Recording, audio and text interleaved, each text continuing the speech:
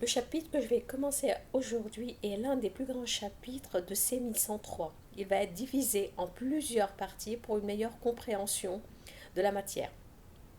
Nous allons commencer bien sûr par des généralités concernant les notions d'acide et de base.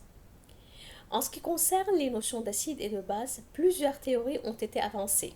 La première théorie est celle d'Arrhenius, qui, selon lui, un acide est un composé qui libère des ions H+, alors qu'une base est une espèce qui libère des ions OH-. Cette notion n'est valable qu'en solution aqueuse. Elle est relativement simple, mais elle ne prend pas en compte les espèces basiques, mais qui n'ont pas un groupement hydroxyle visible, comme l'ammoniac par exemple. L'ammoniac réagit avec l'acide chlorhydrique. Il s'agit bien d'une base. Pourtant, si on regarde bien l'ammoniac, elle ne possède pas un groupement hydroxyle. Donc, il est nécessaire de donner une définition des acides et des bases qui inclut celle d'Arrhenius, mais qui soit indépendante de la nature du solvant.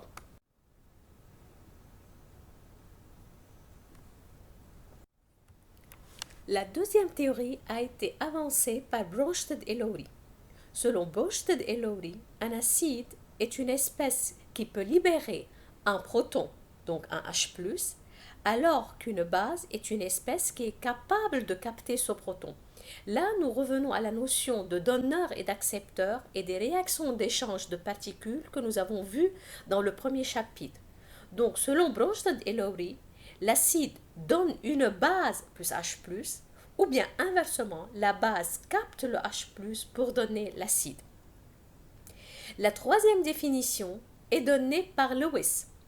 Selon Lewis, un acide est une substance qui est capable d'attirer un doublet électronique. Donc c'est une espèce qui a une case vide. C'est un accepteur de doublet électronique, alors qu'une base est une substance qui est capable de donner un ou plusieurs doublets électroniques. Donc c'est le donneur. Donc dans les exemples que vous avez devant vous, le Bf3 est un acide de Lewis puisqu'il y a une case vide sur l'atome de bord, alors que le F- qui possède un doublet électronique est une base de Lewis. Donc Bf3 réagit avec F- pour donner Bf4-. L'exemple qui est plus bas illustre la réaction entre H+ et NH3.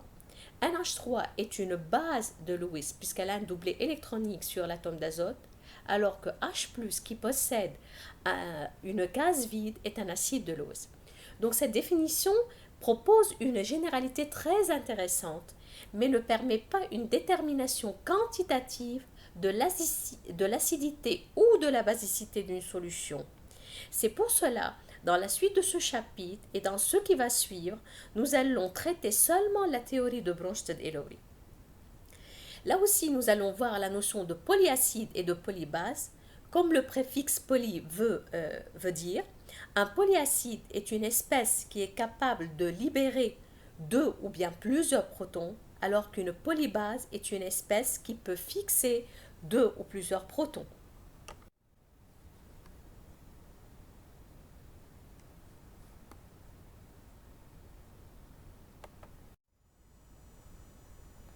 Du moment qu'on est en train de parler de solutions aqueuses, il semblerait évident de parler de la dissociation de l'eau. La dissociation de l'eau, forcément, va produire des ions H3O+, et OH-. Et il s'agit bien d'une réaction équilibrée. Et comme toute réaction équilibrée, cette réaction est caractérisée par une constante d'équilibre qui est égale, en gros, à la concentration des ions H3O+, par la concentration des ions OH- divisé par la concentration de H2O au carré. Mais puisque la concentration des ions H2O est très grande, c'est le solvant, donc la concentration est estimée à peu près à 55,5 molaires, nous pouvons dire que H2O au carré multiplié par la constante de la réaction est égal à une nouvelle constante qu'on va appeler KE. KE, vous allez la trouver dans l'étape parfois sous le nom de KW pour dire K-Water. KE est égal alors au produit H3O+, par OH-. Cette équation est d'une extrême importance parce qu'elle va vous permettre, à chaque fois que vous connaissez la concentration des ions H3O+ dans une solution, de pouvoir déduire la concentration des ions OH- et inversement. Donc, كل ما يكون عندكم سوليوشن شو ما كان نوع على السوليوشن لما بتقدروا تعملوا كالكول لل H3O+ حتقدروا دغري من كل واحدكم تستنتجوا ال OH- لأنه هالريلاسيون elle est toujours valable et elle est toujours validée. Et dans une solution qui est électriquement neutre, H3O+ est égal à OH-. Donc H3O+ égale à OH- égale à racine carrée de KE. Maintenant, dans le cas particulier où nous travaillons à 25 degrés, la valeur de KE est estimée à 10 puissance moins 14. Donc dans ce cas particulier, H3O+ égale OH- égale à 10 puissance moins 7.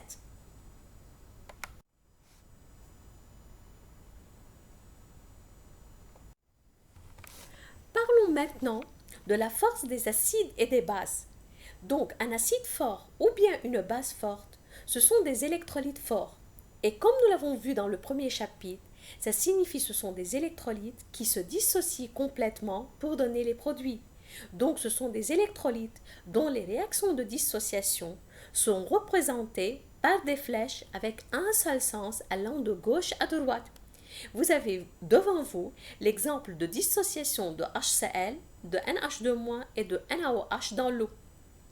L'acide le plus fort qui peut exister dans l'eau est H3O+. Maintenant, quand nous avons un acide tel que HCl qui réagit avec H2O, HCl est totalement dissocié dans l'eau et il est remplacé par les ions H3O+. Donc nous avons un nivellement de l'acidité par le solvant. De la même manière, la base la plus forte qui existe dans l'eau est OH-. Et toute base qui est plus forte, elle va réagir avec H2O pour former OH-. Et vous l'avez vu dans l'exemple de NH2-. NH2-. Quand elle a réagi avec l'eau, elle a été remplacée par OH-. Donc là aussi, nous avons un nivellement de la basicité par le solvant. Maintenant, si on veut parler des acides faibles et des bases faibles, les acides faibles sont des électrolytes faibles, c'est-à-dire des électrolytes qui sont faiblement dissociés, donc des électrolytes qui se dissocient partiellement.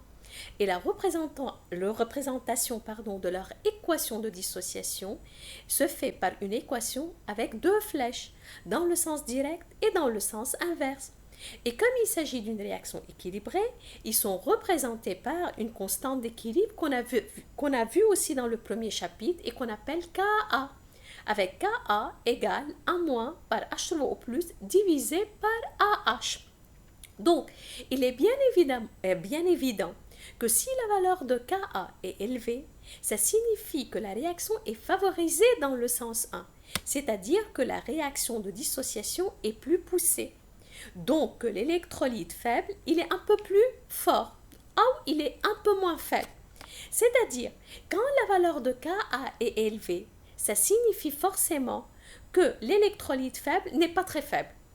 Et une valeur faible de Ka signifie un acide qui est vraiment très faible. Mais puisque les valeurs des constantes d'équilibre sont des valeurs un peu difficiles à retenir, genre 1,8 fois 10 puissance moins 5, 4,8 fois 10 puissance moins 6, ainsi de suite, on a pensé parler de données logarithmiques et de dire qu'au lieu de parler de Ka, on va parler de pKa, petit p et grand Ka, pKa égale moins log décimal de Ka. Toujours px égale moins log x, pn égale moins log n avec le logarithme décimal. Ça signifie que plus l'acide est fort, plus la valeur de Ka est élevée, plus la valeur de pKa est alors faible. De la même manière, parlons maintenant de la dissociation des bases faibles. Là aussi, les bases faibles sont des électrolytes faibles, c'est-à-dire des électrolytes qui ne se dissocient pas complètement, c'est-à-dire elles sont représentées, les dissociations sont représentées par des réactions équilibrées, c'est-à-dire des réactions avec des flèches dans les deux sens, sens direct et sens inverse. Et comme n'importe quelle réaction équilibrée, nous avons une constante d'équilibre. La constante d'équilibre dans le cas de la dissociation d'une base est donnée par le terme Kb ou constante de basicité. Donc la constante de basicité, disons de la base B, est égale à BH plus par OH- divisé par B. La constante de basicité de l'espèce A- est égale à AH par OH- divisé par A-. Faites attention, quand l'espèce réagit avec l'eau et elle libère H3O+, donc il s'agit bien d'un acide et la constante est appelée constante d'acidité ou Ka. Quand l'espèce réagit avec l'eau pour libérer OH-, ça signifie on est en train de parler d'une base. Et la constante d'équilibre, c'est la constante de basicité Kb. Et là aussi, les valeurs de Kb sont des valeurs qui sont affabulées de puissance de l'ordre de 10 puissance moins 5 10 puissance moins 6. يعني الK أو الKb أرقام كتير غليظة للحفظ والتعامل معهم كتير صعب. مثل ما أعطيتكم إكزامبل من شوي 1,8 fois 10 puissance moins 5 5,2 fois 10 puissance moins 8 أرقام كتير غليظة. لهيك on passe aux données logarithmiques pour dire que PKB égale moins log décimal de KB. ساعتها بنتعامل بأرقام أهين بكتير بتصير 5,2 4,8 4,6 مش أرقام فيها 10 à la puissance moins quelque chose. Là aussi, une valeur très faible de KB signifie que la base est très faible. Et une base qui a une valeur élevée de KB est une base qui est un peu plus forte. Donc plus la base est forte, plus la valeur de KB est élevée, plus la valeur de PKB est faible.